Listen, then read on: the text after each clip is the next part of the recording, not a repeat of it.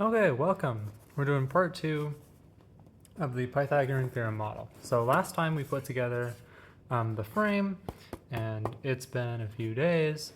It's dry, it's all good. So now we're going to put our beads into our model and then put the lid on top, and then we'll let it dry. So for this, we need the base, we're going to need this printed out, and we're going to need beads. We need the beads. Notice there is a lot more beads off to the side. There's a whole bag of all of them. Hopefully y'all still have the bag, because that is a lot of beads now, of course, as is customary. And now we'll get started.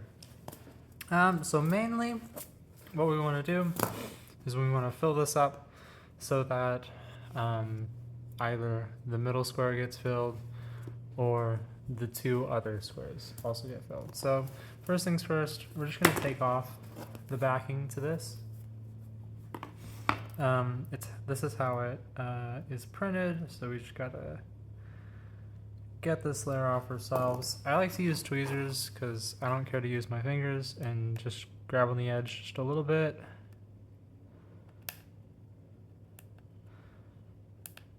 And it'll pretty easily peel off. You could use your finger too.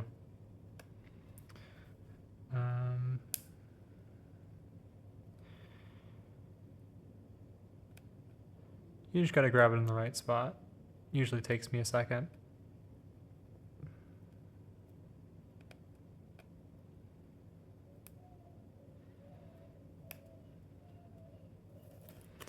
Right, awesome. So we've grabbed it, and now we can peel this off. And so notice, on the opposite side, we have all of the etching for all of our pieces. So notice how the etching is lined up in a way so that when we put this down, the etching goes over the wood, and then it also has a 3x3, a 4x4, and a 5x5, just to illustrate the Pythagorean triple. Yeah, that's what it is. So just kind of brush it off a little bit. It can be a little bit dirty from printing, and you're going to make sure that it's mostly like free of dust and whatnot, because after this point we're not going to be able to clean it very much until we glue. So whatever's on there at this point is going to stay inside the model afterwards, and we don't want to divert it like that. So we'll set this off to the side, and I usually like to lean it up against something so that it doesn't, rub against the ground a whole lot. And then we'll start filling this up with beads. So bead choice, you want this kind of thickness of beads. In the bag right now, there are two sizes. There is the size of all the colored ones, which is, I don't even know how big this size is. But just generally speaking, there's also this smaller size. Maybe you can tell that these are a lot finer. We can't use these. Finer beads mean that I think when we tried it, there was either a whole lot of static or the way they packed in. Like, these are so small that gaps in the frame gluing would become an issue. As well as, if there were like little gaps between the frame and the acrylic when we glued them together, sometimes they could stick to your hand and get in this frame, and then you have to shove them back in. It's a whole process, but just generally to be safe, we like to use the larger size. There is in fact a size larger than these, and they are these pink ones. These pink ones are actually, I think, a little bit bigger, and these are still okay to use. Just know that based off of the amount of space we have in these holes, they do flow between areas slower than these. So just generally like the yellows, the light pinks are really good, all of the blues, all of the greenish colors, those are always safe. The purples as well. And I think that's actually that might be all the colors.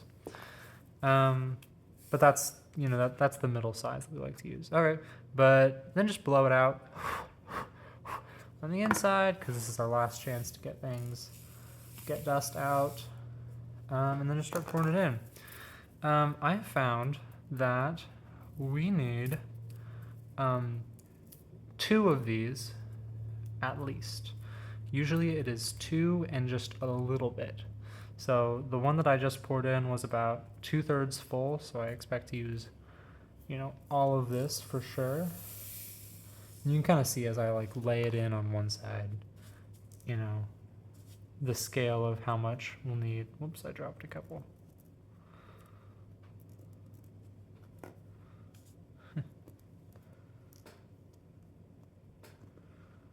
I found an easy way to, they're pretty hard to pick up, but if you want to try to, if you put it inside your nail when you try to grab it and then squeeze your finger up, then it kind of traps in between your skin and your nail.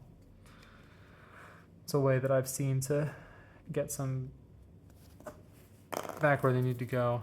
So this won't be quite enough. Let's open up this third one.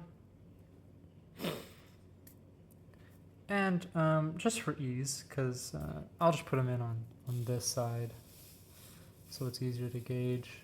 And then just generally, it's a lot easier to take beads out than it's a lot easier to empty them out into this container instead of having to put them back into the plastic. So that's kind of a rule of thumb I like to live by. And then we can test it by doing this. Okay, so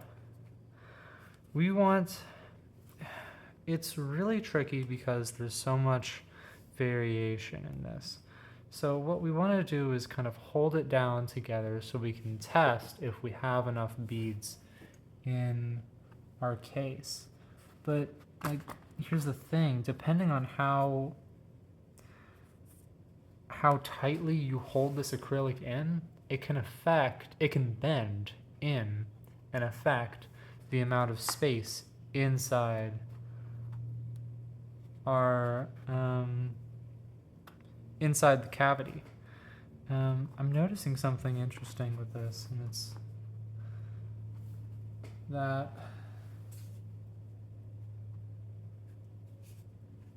our acrylic is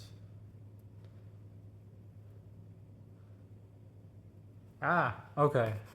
So I thought for a second that our acrylic was bent, because that is totally possible, but notice there is a small bead right inside the indentation of the N. So inside this little cap, they can get stuck in there. And so now it should lay flat. Yeah, okay, I was getting confused there.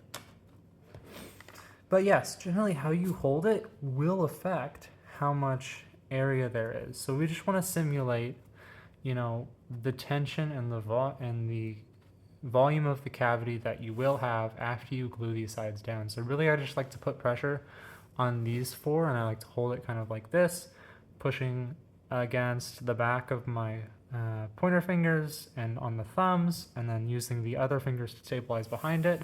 And then you can kind of lift up and kind of shake down and kind of see what level you're at. And really, the more you shake it, the more it fills in. So really you want to just have just enough that it perfectly fills in.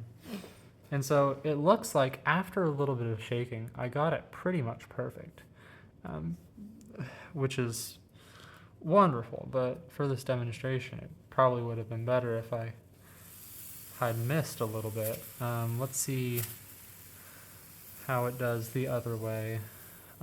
Sometimes just how you glue it can mean that the areas are naturally, in reality, different volume.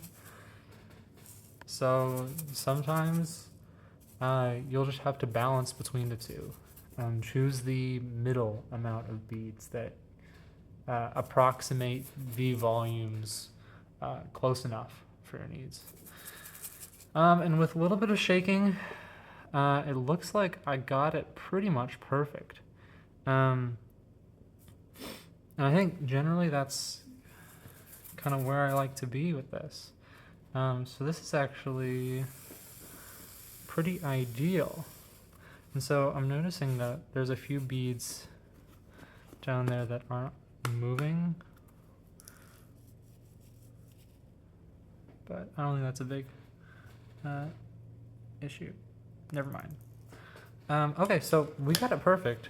Really, what you're gonna want to do, if it's not perfect, you can pour more in, or if you want to take some out, then what I suggest you do is bring them all to one side so the level is like higher on one square, and then you can tip it over and scoop some in with your finger.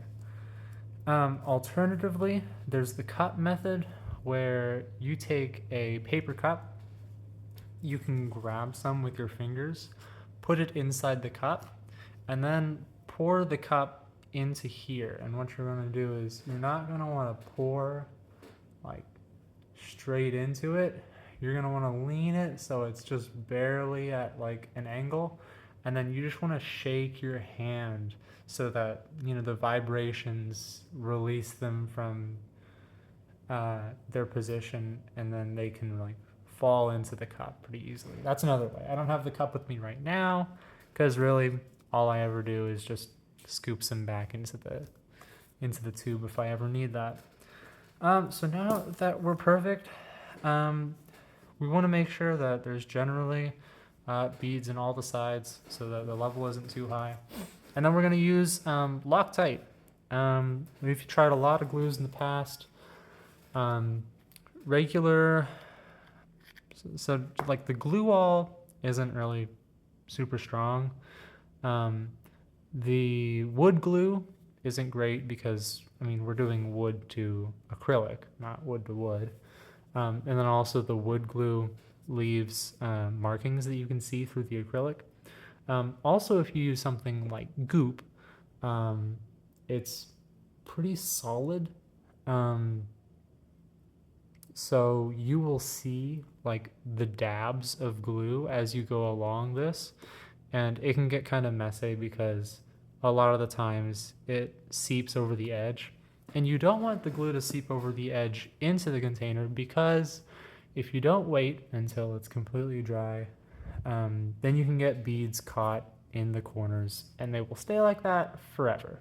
And so that's not great visually. So we use Loctite because it's really liquidy, and it spreads nicely along the side. And you really don't need a lot. It is really nice. Also, this is kind of dangerous. It will peel off your skin very easily. So you want to make sure that you're not touching the glue ever, like I did there. So always use, you know, something for protection. So you can just kind of pour it out, and really you don't need a lot. Just a small line is all you really need. Just the smallest amount of squeezing. As long as you get it mostly in kind of the middle area, then you are good to go, and it will not seep over the edge, and it'll be very easy to lock together. This locks in seconds. I'm not kidding. So it's still liquid, still liquid, still liquid. And so right here is the most important part. You want to make sure you get this exactly right, because you cannot move it once you set it down. So line up the middle side, make sure that the indentations where you feel the scratch, this is facing down. We want it clean, nice shear on the top. So line up this corner as good as you can. I choose the second one, but it really doesn't matter. You can take whatever corner you want, and then gently, like barely set it down. Check all of the sides, make sure you're good, because you just have no more adjustment left after this. So we're not perfect, but this is good enough for me. So we're gonna set this down. And, oh, yep, that did not go perfectly down. I didn't realize that this edge has a little bit of space. So now it looks kind of off. This is okay. It'll be cleaned up once we get to the end. So now push down. You only need to push down like a little bit. You can use, the more force you use, it spreads out the glue a little bit more, so that's good. And so I did great on putting the beads in. I got it first try, but this set did not turn out great. But that's okay, because that is probably the easiest step. So in part 3, we'll be putting the braces on them all, which is really annoying, and I'll have a lot of fun doing it on this one because I messed up the alignment. Okay, see you next time.